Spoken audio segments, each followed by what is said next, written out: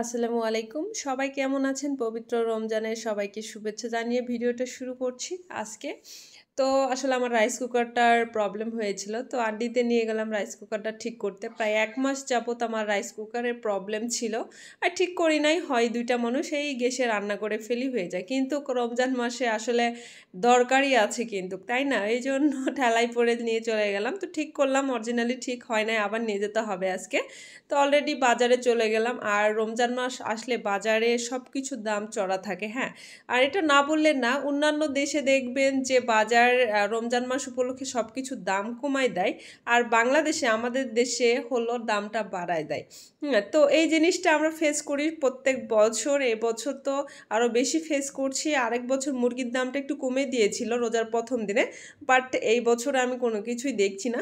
তো যেহেতু বাঁচতে হবে, খাইতে হবে, রোজা রাখতে হবে, আমাদের পবিত্র একটা মাস রোজা সায়ম করার মাস, এবং যত নেকি করার মাস হলো এই মাসটা। এই জন্য আমাদের সব কিছুরই দরকার আছে, খাওয়া, নামাজ কালাম পড়া, ইবাদত করা, সব কিছু এই মাসের দরকার আছে আমাদের। এই জন্য আমরা সবসময়ের জন্য রমজান মাসটা আসার অপেক্ষা করি যে কবে রমজান মাস আসবে, কবে সব কিছু আমরা করব।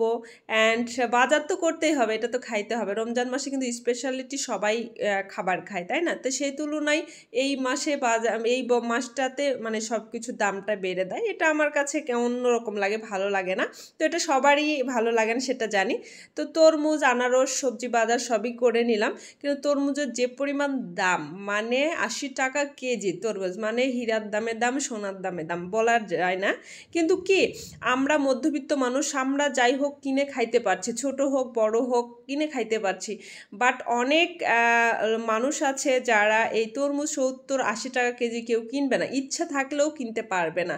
হ্যাঁ, এজন্য বলছি ভাইয়েরা, আপনারা সবাই একটু দামটা কমাই দিলে সবাই কিন্তু খাইতে পারে, তাই না? তো অলরেডি আমরাও কিন্তু অনেকক্ষণ চিন্তা করছিলাম যে নিব কি নিব না। হ্যাঁ, মধ্যবিত্তরও কিন্তু চিন্তা ভাবনা আছে। আমরা ভাবছি নিব কি নিব না, তারপর ভেবে নিলাম না, নিতেই হবে, খাইতে যখন হবে, দাম বেশি তো কি করার আছে। তো এদিকে লেবুর হালি, যেটা ৬০ টাকা হালি।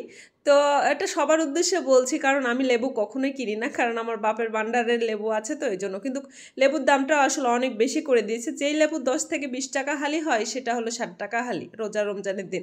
আরে ভাই, এটা তো কমাই দিয়ে দিতে পারেন, তাই না?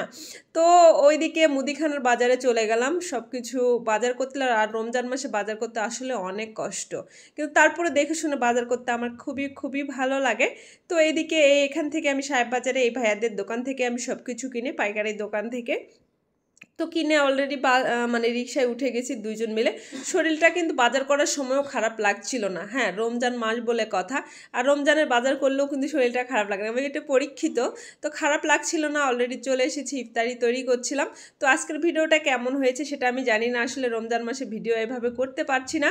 তো সবাই ভালো থাকবেন, সুস্থ থাকবেন, আর রমজান মোবারক সবাইকে। আল্লাহ হাফেজ, আসসালামু আলাইকুম। সবাই ভালো থাকবেন, সুস্থ থাকবেন, আর সবাই আমার জন্য দোয়া করবেন।